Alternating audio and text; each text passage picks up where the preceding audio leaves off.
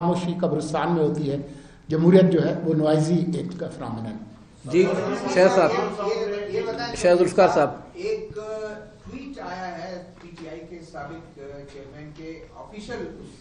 Account سے اور بڑا کرٹیسائز کیا ہے اس گورنمنٹ کو کہ یہ آپ جو افغان ایلیگل امیگرینٹس ہیں ان کے ساتھ بہت آپ کا رویہ ٹھیک نہیں ہے اور اس کو تو یہ ہونا چاہیے. اسلامی کچھ انہوں نے کچھ کوٹ بھی کیے ہیں کہ ان کے ساتھ کیسا رویہ ہونا چاہیے اور بڑا اچھا. تو کیا اس پہ آپ کہنا چاہتے ہیں؟ دیکھیں وہ ٹویٹ میری نظر سے بھی گزرا ہے اور کیونکہ وہ آفیشلی سرٹیفائیڈ ایک اکاؤنٹ ہے تو کئی نیوز کے اداروں نے اس کو کوٹ بھی کیا ہے. میری معلومات کے مطابق پی ٹی آئی کے جو سربراہ ہیں، سابق سربراہ، وہ اس وقت جس جگہ ہیں اور جن حالات میں ہیں، جو ان کی ضروریات جس طرح سے پوری کی جا رہی ہیں، ان میں ان کو یہ سہولت البتہ موجود نہیں ہے ان کے لیے کہ وہ ٹویٹ فرمائیں.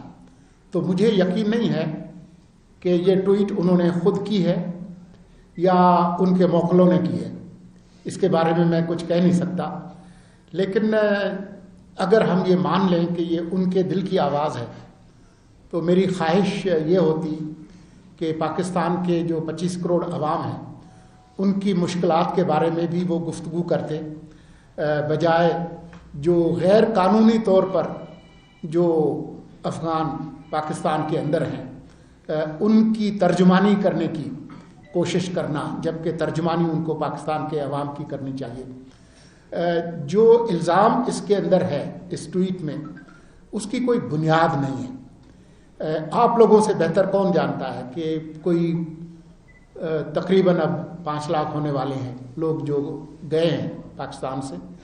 ان کی اکثریت کو دھکے دے کر نہیں نکالا گیا. ان کی اکثریت رضاکارانہ طور پر گئی ہے. چند ہزار لوگ گئے ہیں جن کو آپ کہہ سکتے ہیں کہ جبری طور پر یا غیر رضاکارانہ طور پر بھیجا گیا ہے، لیکن اس میں بھی کوئی ڈنڈے سوٹے اور کوئی پولیس مقابلہ والی کوئی چیز آپ کو نظر نہیں آتی. اکا دکا کوئی زیادتی کی واقعات ضرور ہوئے ہوں گے، اور جب بھی ہوں گے اگر مستقبل میں بھی تو صوبائی انتظامیہ اور وفاقی حکومت اس کا نوٹس لے گی، اور ہم اس کو یقینی بنائیں گے کہ جو لوگ بھی ہمارا ملک جو غیر قانونی طور پر یہاں پر موجود تھے اگر جا رہے ہیں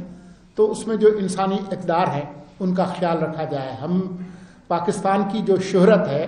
وہ مہمان نوازی کی ہے، وہ لوگوں کی تذلیل کی نہیں ہے. اور جب سے یہ 80 کے دہائی سے 78 سے بلکہ جب سے افغان مہاجرین لاکھوں کی تعداد میں پڑوسی ممالک میں گئے ہیں تو سب سے زیادہ ہمارے ہی ملک میں آئے ہیں.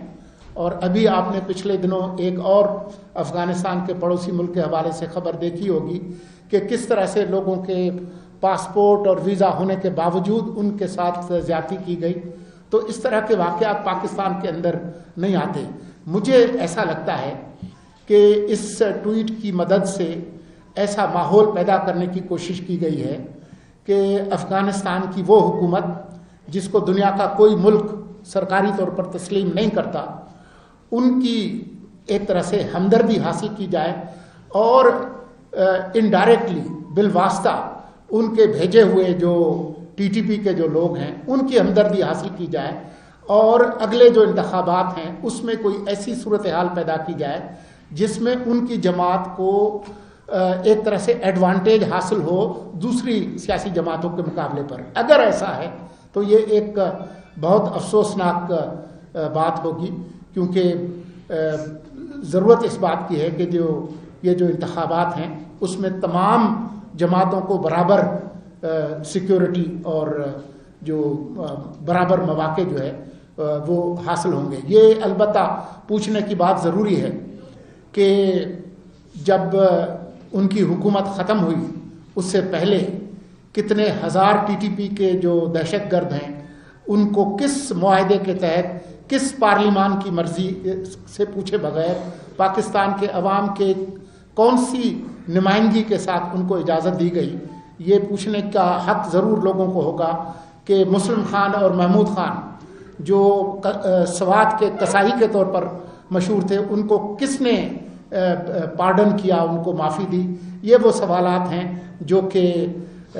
ٹویٹ کرنے والوں اور ان کے موکلوں سے پوچھنے کی بہت ضرورت ہے۔ جی عرفان